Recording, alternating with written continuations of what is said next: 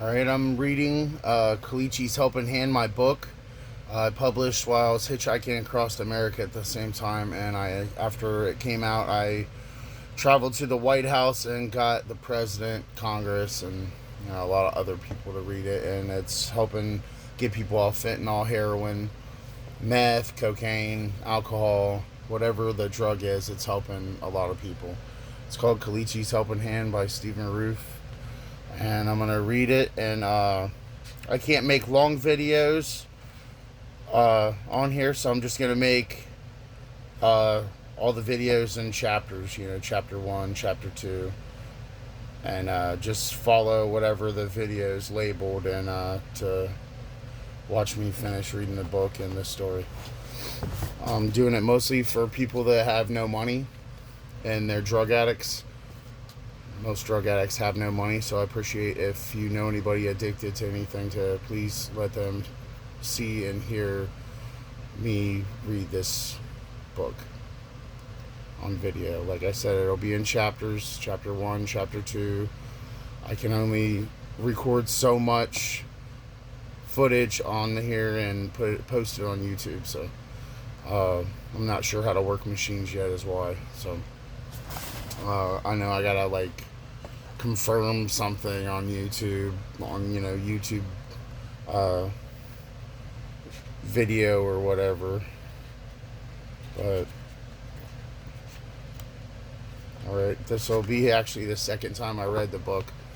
I couldn't, like I said, I couldn't post it after I read the whole book. It was an hour and a half of footage, and it wouldn't post after I read it. So I'm gonna just make little videos and read the book for you guys. And like I said, this is for drug addicts that have no money, and I appreciate whoever watches this video, all these videos, and please smash that like button, subscribe, and like I said, share this with as many addicts as possible, please. I really appreciate that.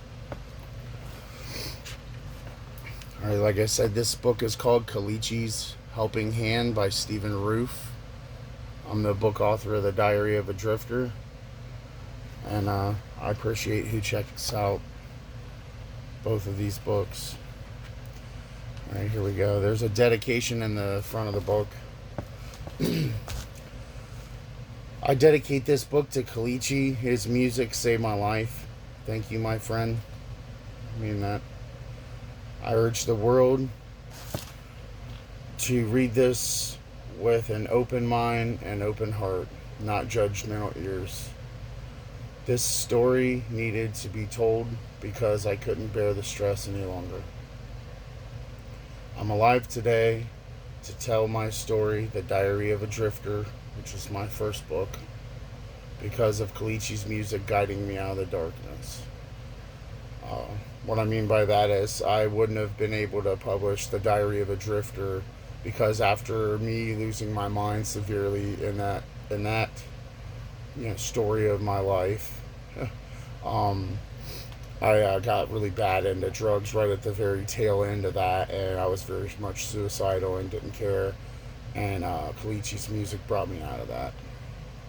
Thank you, my friend. I definitely wouldn't be here doing this today without your music, so I appreciate it.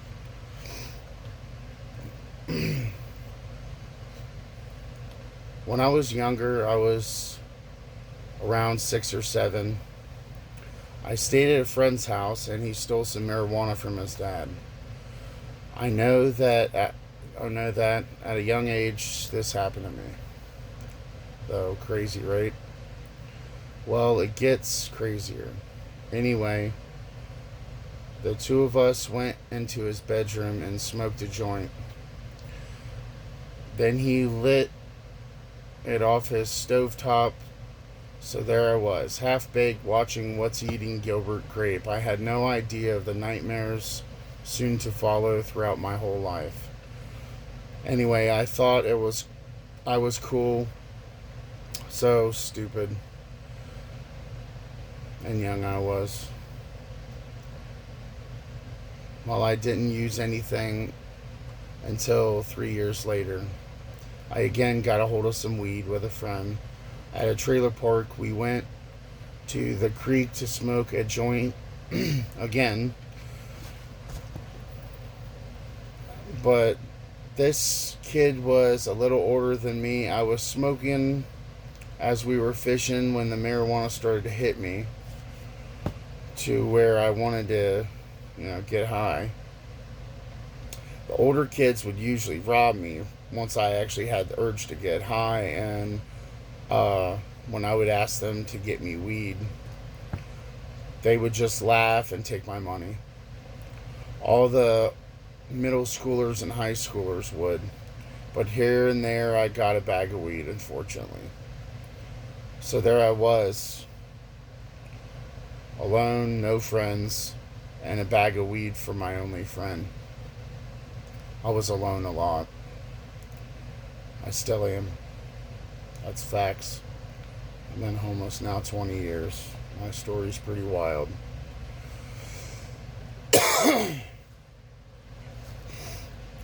I was an only child, and I got in trouble a lot standing in the corner and getting soap shoved in my mouth. The weird old school way. I was so rebellious and didn't listen to anyone. As I was getting kicked out of all schools for fighting, I was just thinking in the moment all the time. Never about my future. I was just pissed off I was born. And life scared me because I didn't understand it. And no one taught me very much. Sorry, I'm not the best reader, so I will screw up here and there, guys. Excuse me. Alright. Well, there I was, a punk kid smoking weed every day. By the time I was 13 years old, I started standing up for myself and gained respect trying to fight the high schoolers. But they would never fight me. They would just laugh at me, but I guess it gained me respect and weed. I would never steal to get weed at first. I lived in the suburbs, and it was easy getting money as a kid. Cutting grass around the neighborhood. By 14, I was known around town for always having weed. The next thing I knew, my so-called friends would only hang out to smoke my weed. I really started learning the dynamics of addiction for the first time, but I really didn't know what I was getting myself into when it came to marijuana. At least for me. Because at 13, I started noticing I would not dream as I slept. Not even a little. For years, this would go on. Anyway, I was no longer having dreams when I slept. It scared me a little. Quietly to myself, I would think, it's only the weed. This is just what weed does. So I ignored it. That decision still haunts me to this day, because now I can't stop using cannabis. I'm trapped in a cloud of smoke, unfortunately. Having PTSD so severely, I don't have a choice. It sucks.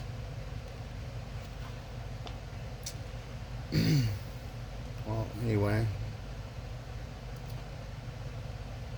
Later in life, I had a babysitter. It was my cousin. She smoked weed, but not with me. No one ever suspected me of smoking weed all the time in secret for 8 years. It worked. My first hit of marijuana. No one knew it.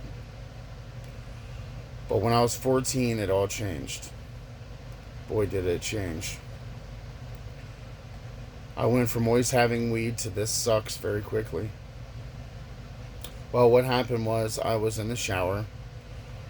I found out if I smoked out my bathroom window and then use shampoo and soap, it wouldn't smell like marijuana. It would smell like soap in the bathroom. When I got out, my parents never knew. My eyes would be red, so it looked like I just got out of the shower, but I was stoned. So I used my little kid plan. One day, Mom was getting the mail out of the mailbox. Well, thinking she saw me. It was worse than that. Our mailbox was attached to the side of the house next to the bathroom window on the other side of the front door, which was basically, right next to the window that I was smoking out of. Well, my mom stepped out on the porch and I blew a big hit right in her face. The wind carried it right to her. She came kicking down the bathroom door and, flushed my bag of weed down the toilet and made me dress, march me into the police station, still dripping wet from my hair. Mom was screaming, making a scene. They didn't take me to jail. They just gave me that just say no speech that I should have listened to. Well, I went home, and a while later, my cousin was watching me again. I met a few of her friends, and they were drinking beer and offered me some. I really didn't know what beer did. I was a stoner kid, and my cousin just heard of me getting caught smoking weed, and now I'm drinking my first beers. My head started getting heavy, not knowing that my mistakes would come with a price. So there I was, also drinking. Both my parents were managers of PP stations, and unfortunately I was allowed to stock the cooler full of beer. Well, sometimes they would find me passed out drunk in the cooler in my dad's office with beer in one of the coffee cups. I did it so the cops would sometimes want to use the bathroom, and I didn't know how I got away, didn't get caught doing that, putting beer in a coffee cup. If the cops ever caught me, I would have been sent to rehab or jail. The more I would talk about drugs, the more I just wanted a joint or a beer with a shot of something 100 proof to rub it in. So there I was, 14 and in rehab for getting busted on my back porch for drinking a 40 and smoking a blunt by myself. The cop driving by smelled the weed. This was late 1990s, early 2000s. In those years, weed was a big time taboo to use. People acted like it was heroin. Well, that night was soon to come. That nightmare was soon to come. As I was sitting in rehab losing it, I started realizing that I was always having bad dreams when I stopped using marijuana.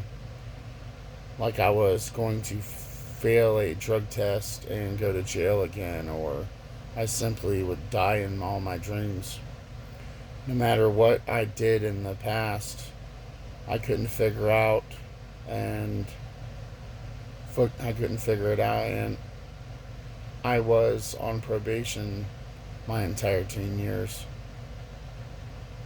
I'm legendary wherever I went. Even in the courtroom, I screamed at the judge all drunk, I'm never going to stop smoking weed. I really don't remember any of it, but I didn't go to jail for it either. I was screaming at my lawyer, poking him in the chest, screaming, "You're not doing your job." It was chaos. I looked at my dad and asked what happened. Those four locos were strong after I came to at home. He looked at me and said, "You remind me of your biological mother falling down drunk and on heroin in the courtroom." I didn't listen. I should have. I was so stubborn. Now, this book is meant to help addicts who are struggling and to open people's eyes to drugs now. I obviously was in a dark hole in my life. A man who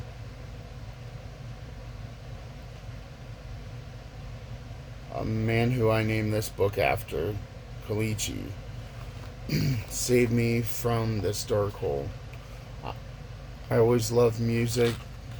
I never thought I would ever consider a famous rapper or a famous singer now a friend. Instead of a therapist playing head games with you. If you're struggling, Colicchies rap music on YouTube saved my life. And my story, I was falling apart. I'll get into that. I just want to make sure the reader knows there is rare hope out there. I'm basically writing my experience of drugs and dedicating this book to telling his story and making sure every person in the world hears his music through their hearts, not judgmental ears. Alright, thank you for watching this video. I'm going to make them short like I said, but go to chapter 2 to finish, please.